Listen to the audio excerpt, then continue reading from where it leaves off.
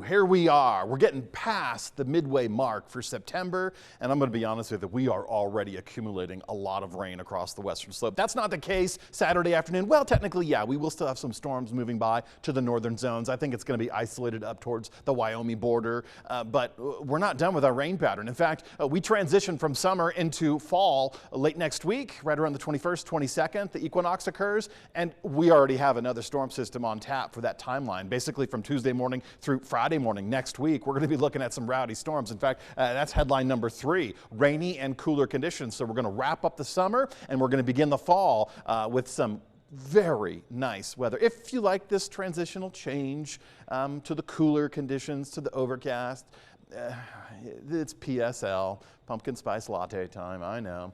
Tomorrow, we're going to go with even warmer temperatures, and we will also bump up the wind speeds. So if you're looking at, and we're not going to be talking record temperatures Sunday or Monday, but we are going to be looking at those 2 days being the windiest, and the warmest, period, in our forecast. So that's something to look forward to. If you have burn permits, please don't use them on Sunday or Monday. I know you may have already reserved that spot. You may have already paid for that privilege. But if you have the red flag warnings, you can't. And even if we don't pop red flag warnings locally, we're still going to have these breezy conditions. And I don't know about you. I've been involved in some ag burning, and it's not... It doesn't go without its stress. Let me just say that. It can be very complicated, and you need to have a team to do that. So keep that in mind.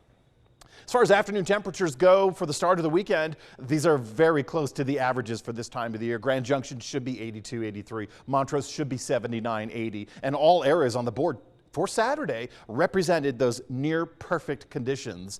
And, you know, with the cat and mouse between the sunshine and the clouds today and that light wind, all in all, it was a very nice Saturday, and we're going to continue that trend into Sunday as well. Even though we maintain storms further to the north for the Saturday period, we're starting to get those drier conditions moving in. We're starting to get those breezier conditions moving in, but we're going to go quiet Saturday night. We're going to end up clearing the sky because we're just on the tail end of a lot of this energy. A lot of this energy is actually rounding the base of a trough of low pressure off the west coast, and that's going to continue to elongate. That's going to continue to deepen across or down the west coast. So that's one of the reasons why, and you know, you get this energy that gets caught up around the base of this and swings right through the area, and that's why we saw those storms on Friday. That's why we saw those storms early this morning in the northern zones. We won't see those storms tomorrow as a result because that's going to continue to deepen. That's going to change the trajectory of the storm coverage, so we catch drier conditions, but as a result, we also catch windier conditions. So this becomes a cut-off low pressure system even further down the west coast into Monday and Tuesday.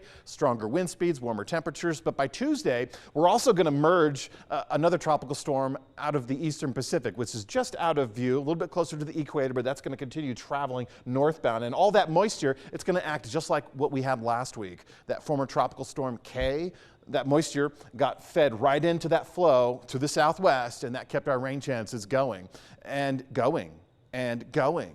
So very beneficial rain showers as we continue to chip away at our drought conditions. Now, Grand Junction saw significant changes in the drought monitor last week, about 1.5 inch deficits where we currently are as a result of all the rain. Montrose looking at a 2.5 inch deficit. So we're not going to continue chipping away at the deficit this weekend or for the start of next week. We're going to watch this high pressure system build across the southwest. That's going to help steer a lot of the winds. When you get the differences between these two pressure systems, that's one example of increased wind speeds.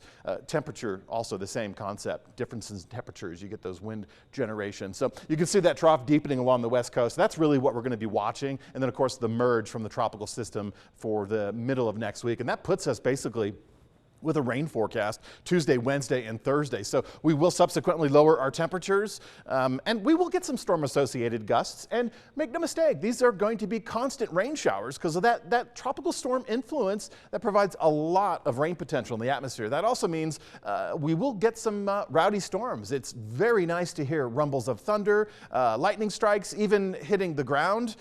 In the drier areas, we have still relatively moderate to low fire danger. So that is, again, something we're going to look at, something we're going to be watching. So just please be mindful of any burning that you do for the end of the weekend and the start of next week, as those are our warmer days, not near records. Records are in the mid-90s for Grand Junction, so we won't even go there. But finishing up the weekend and starting next week, it's going to be breezy, and it's going to be very different from what, as you can see, the middle of next week is shaping up to be.